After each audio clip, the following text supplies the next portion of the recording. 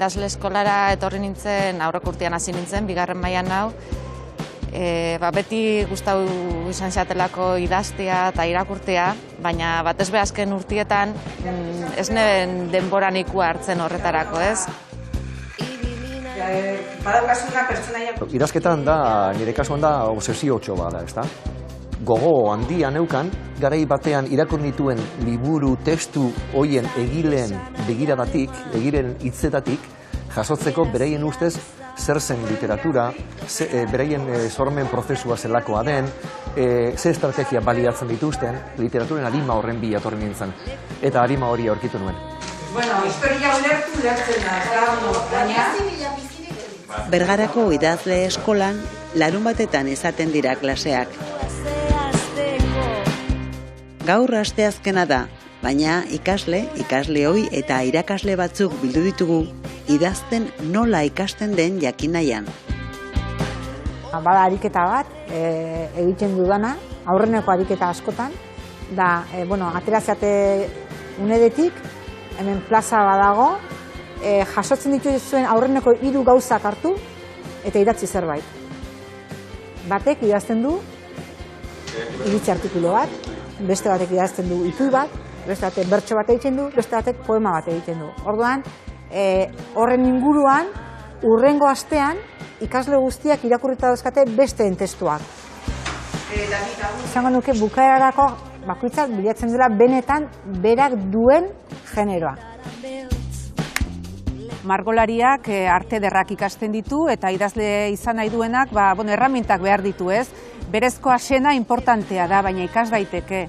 Eta gero idazle eskolak ematen du gauza bat, ez da, bestetan ematen ez dana partekatu egiten da, beste jendearekin, ez da, zure idatziak irakurtzeko emanez, edo kontrastatu, iritziak, eta ez dakit, humiltasunez eta zintzotasunez konpartitze horrek ere asko erakusten du.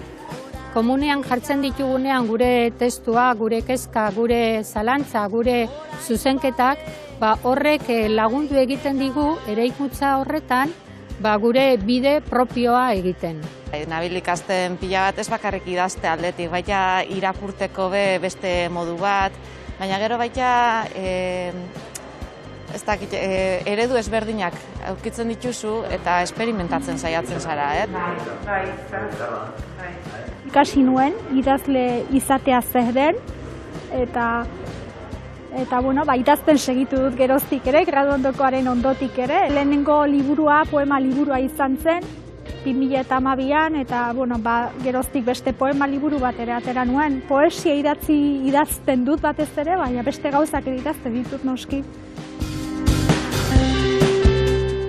Netzako gure ikasle batek bialtzen didanean liburu bat argitaratu dolako, edo esaten didanean argitaratu den liburu bat, irabazi sari bat, gutzako da poza handia. Eta ez bakarrik niretzako, ikaslekidentzako ere oso ederra izaten da.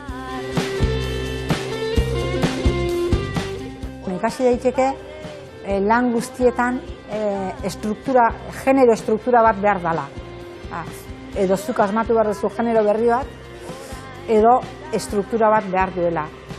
Ikasi leike besteak zertan erreparatzen duten, irakurtzen dutenean. Eta batez ere, nik uste dut norbere baitan dagoenari entzuten ere baietz. Norbere burua bizka gehiago maitatzea, norbere buruaren bizka gehiago sinistea, eta ikusarazten norbere buruari zuk egin alduzula, idatzi alduzula, eta jarraitu alduzula idazten, ez? Eta egongo dela baten bat, agian, atsegin izango duena.